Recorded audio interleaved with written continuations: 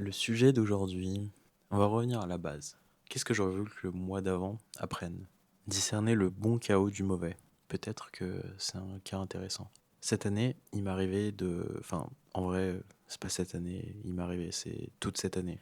Toute cette année, j'ai eu, du moins dans les phases où j'avais totalement le contrôle sur ce que je faisais dans ma vie, ce comportement-là, d'avoir littéralement pour objectif d'avoir tout le contrôle sur ce qui se passait dans ma vie. Ma manière de penser était extrêmement rigide, donc j'étais fidèle à ce que je pensais être la vérité, et j'étais fermé, ou du moins, ouais, si, j'étais fermé à ce qui me paraissait comme étant trop risqué et pas suffisamment prouvé, et qui venait souvent des autres.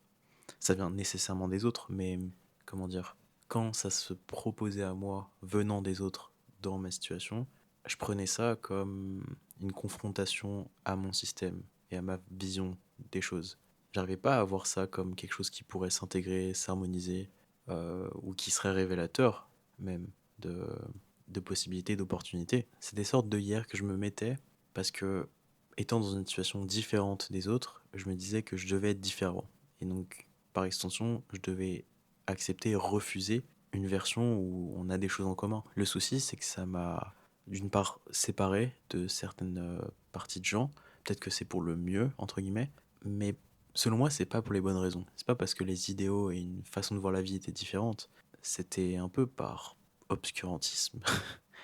Je sais pas si c'est le bon terme, mais c'était par une cassure de lien absolument volontaire, mais dénuée d'intention propre. C'est pas moi, plein de visions et qui sait où il va, qui refusait. C'était une version de moi complètement perdue, qui préférait se cloître de tout et qui avait peur de l'inconnu, qui avait peur de la mixité des pensées aussi.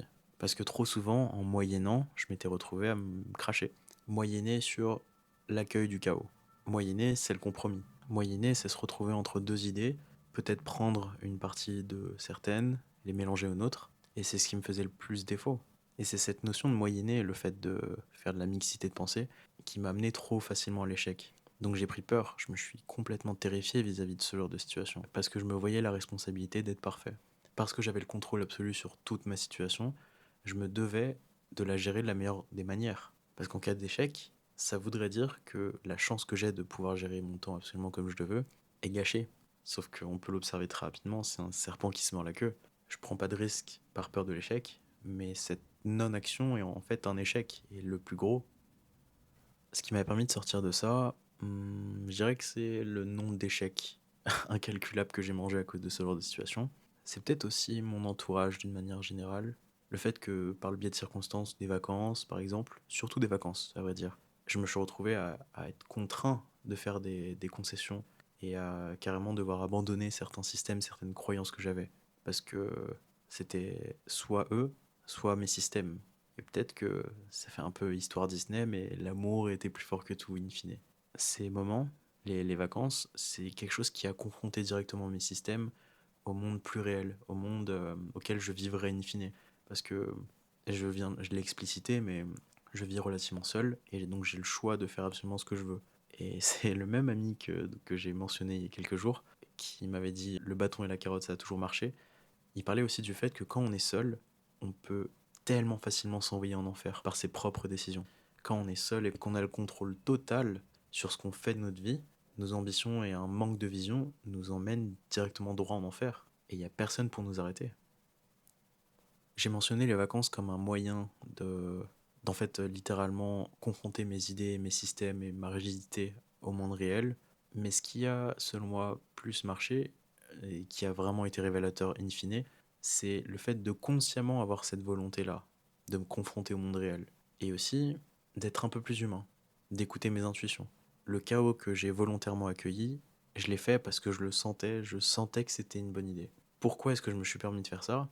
Auparavant, je me le permettais pas parce que auparavant, tout ce qui était lié au plaisir et aux intuitions de ça a l'air bien, je le liais à de la faiblesse. Et cette fois-ci, je me suis permis de le vivre. Je me suis permis de saisir ce genre de d'intuition de j'ai l'impression que ça va me faire du bien, même si ça correspond pas exactement au système que je prône comme étant ce qui va m'apporter mes résultats. Je sens que ouais, c'est ce que je veux au fond et que ça me rendrait heureux, ça m'amènerait même vers mon but final in fine, même si ça apporte du chaos. J'ai mentionné la marche, ça peut impliquer de marcher plus ou moins. Je ne l'ai pas mentionné, mais il y a aussi l'écriture quotidienne, c'est quelque chose que je m'imposais. Et c'est en Chine, j'ai la chance de voyager en Chine assez régulièrement, que pendant une semaine à Pékin, c'était la première fois que je visitais Pékin, je me suis senti de ne pas écrire tous les jours, alors que j'avais des tonnes de choses à dire. Et ça m'a permis de... Bref, je vais... là je vais trop loin. Peut-être que j'en parlerai dans un épisode. Oui, je vais conclure sur ça. Ce qui m'a permis d'accueillir le chaos de manière consciente, c'est de m'autoriser à aller vers ce que mes intuitions me dictent, même si ça va à l'encontre de systèmes que je prône comme étant les meilleurs. Je veux pas parler du voyage de Pékin maintenant. Je vais garder ça. J'espère que ça t'a plu et je te souhaite une bonne journée. Salut!